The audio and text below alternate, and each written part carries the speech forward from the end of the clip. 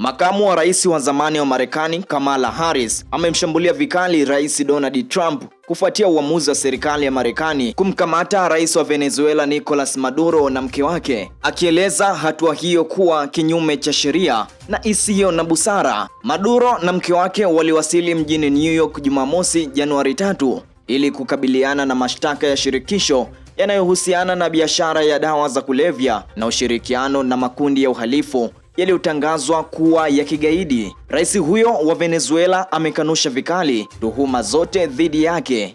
Katika ujumbe aliochapisha kwenye mtandao wa X, Harris amesema uamuzi wa Donald Trump haujasaidia usalama, nguvu wala ustawi wa wananchi wa Marekani. Hatua za Donald Trump nchini Venezuela hazifanyi Marekani kuwa salama zaidi, imara zaidi wala nafuu zaidi kiuchumi. Ameandika Kamala Harris kwamba Maduro ni dikteta katili na asiye halali. Haikubadilishi ukweli kwamba kitendo hiki ni kinyume cha sheria na hakina busara.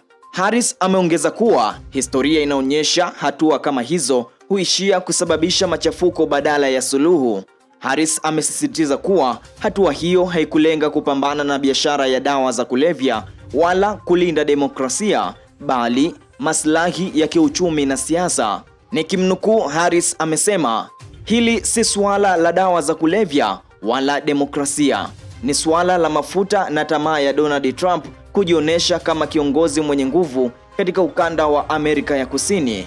Harris aliongeza, alimshutumu Trump kwa kutoa msamaha kwa watu waliopatikana na hatia ya biashara ya dawa za kulevya, huku akidai kuhalalisha hatua kali dhidi ya Maduro. Nikimnukuu, Harris amesema, iwapo angejali kweli masuala ya dawa za kulevya au demokrasia, asingemsamehe mfanyabiashara wa dawa aliyepatikana na hatia, wala asingelitenga pembeni upinzani halali wa Venezuela huku akifanya mikataba na washirika wa Maduro, amesema Kamala Harris.